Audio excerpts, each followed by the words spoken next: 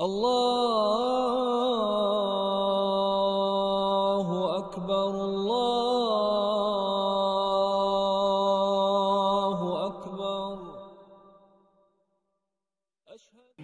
La ulfiyanna ahadakum yawmal qiyamati ala raqabatihi shatun laha suqawun dedi. Қатты ескертіп пайғамбарымыздың уағыз мағынасында айтып жатқан сөзіндегі жаңа хадис: мен сендердің біреулеріңді мынандай бір күйде кездестіріп жүрмейін қияметте дейді. Алдыма келіп тұрмаңдар дейді. Мынандай күйде. Қандай күйде дегенде, мойнына қойды арқалап алған дейді. Қараңыздар қандай мәселе. Қой маңырап жатыр дейді. Хақымды бермеді менің деп. Сүтімді бермеген менің пақырға, етімнен бермеген маған міскінге. Қой маңырап жатыр. Ол бір қой болса, адам Алла тағала қияметті ескертті. Сондай бір күйде келіп: я Расулалла, ағисни, ей Аллахтың елшісі, құтқарыңыз мені деп, сондай күйде келіп тұрмасын біреулерің дейді. Өйткені ол күнгі менің оған беретін жауабым тек мынандай болады деді. Жауап өте қорқынышты. Ла амлику лака мин Аллахи шайан дейді екен. Сені құтқаратын ешқандай нәрсеге мен бүгін ие емеспін дейді. Қараңыз қандай нәрсе болып отыр. Қода аблахтука, мен саған жеткізген едім ғой бұрын дүниеде деп айтады екен. Дәл сол секілді біреулерің аля рақабатихи хисонун, түйе жаңағы жылқын арқалап кеп жүрмесін дейді. Кісінеп тұрған. Лаху хамхаматун, кісінеп жатыр дейді. Хақымды бермеген деп. Өзіңіз ойлаңыз. Бұл дүниеде сіз жылқының иесі болсаңыз, ақыретке келген кезде хақысы берілмесе ол адам, жылқы оның иесі болады. Өзіңіз ойлаңыз. Жылқы мінеді оған. Бұл дүниеде адам жылқыға мінсе, ол күні жылқы мінеді. Ол күні адам қойда бақса, қой мойнына мінеді. Мүлде басқаша болады жағдай. Әрбір берілген мал Алла тағаланың алдында әділеттілік тұрғысынан хақысын сұрайды өзінің. Но менің етімнен бермеген, менің сүтімнен бермеген деген нәрсені айтады. Өзіңіз ойлаңыз. Мен сондықтан анау аяттың басында естеріңізде ғой. Фазалика яума изин яумун асир алал кафирина гайру ясир дейді. Ол сұр үрленетін күн дейді. Ол сондай ауыр күн болады дейді ол күні. Кәпірлер үшін мүлде жеңіл болмайды дейді. Көрдіңіз бе? Біз осы жаққа қарай, жаңа уақыт кешегі аймен ант етілді, түнмен ант етілді, күндізбен ант етілді. Уақыт кетіп бір жатыр қияметке қарай. Біз сол уақытпен бірге қоса кету керекпіз да. Бірақ біз кейбір жаңағы Алла тағаланың бұйырған істерінде бүйтіп қалсақ, біз кешіккенмен уақыт бізге қарамайды, ол кетіп бір жатыр. Біз қалып қойып жатыр одан. Яғни сол уақыттағы жіберілген қаншалаған жаңа салиқалы істерден қалып қойып жатыр. Көрдіңіз бе қандай мәселе? Біреулерің келіп тұрмасын дейді. Аля рақабатихи баирун, мойнында түйе бар дейді. Түйені арқалап келген. Өзіңіз ойлаңыз.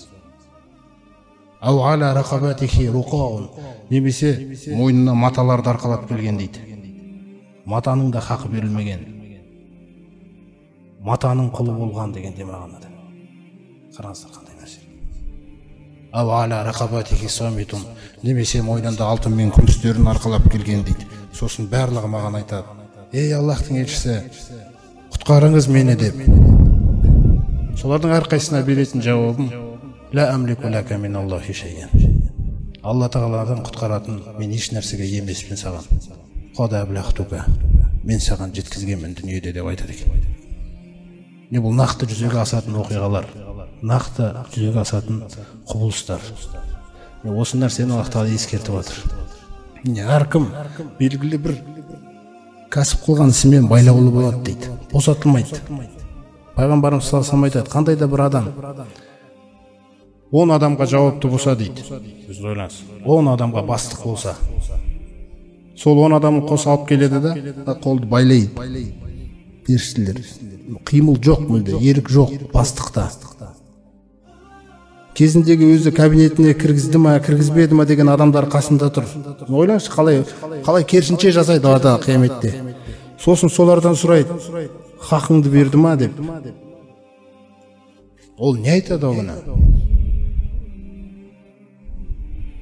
Жаңағы оны әділетті болды десе ғана босатады екен. Міне, тәуелділік жоқ. Сол секілді тіпті анау Алла жолында шейіт болған адам біреуден қарыз алып қарызын бермей кеткен болса, қарызы байлайды екен. Шахид. Анау қарызын сұрап келеді адам. Не сондай байланатын нәрселерді бізде айтылып тұрған нәрсе дайындап алмайық өзімізге қазір өмірде. Бос болу керек мойын. Мойныңызды бос ұстаңыз.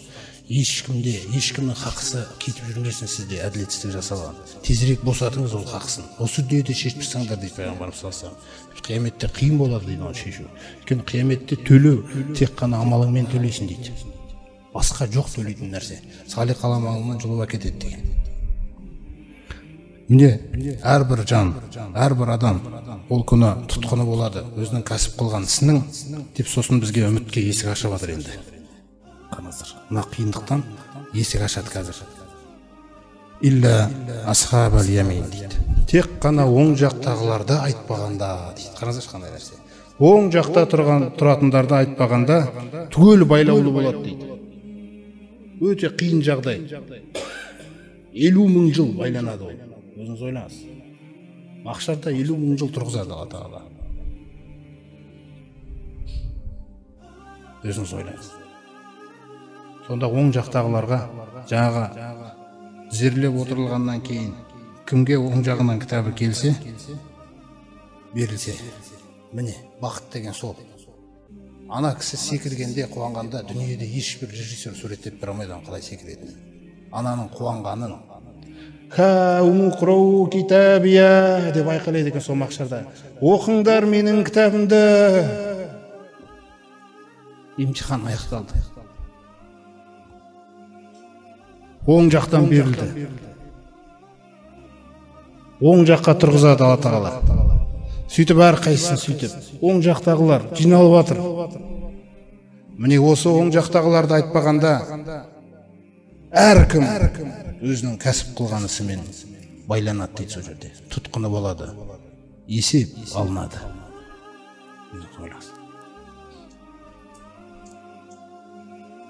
Сөйтіп бұларды кешіктірмей Раббысы жәннатқа кіргізіп жібереді. Оң жаққа тұра алмағандар тозақтық болады.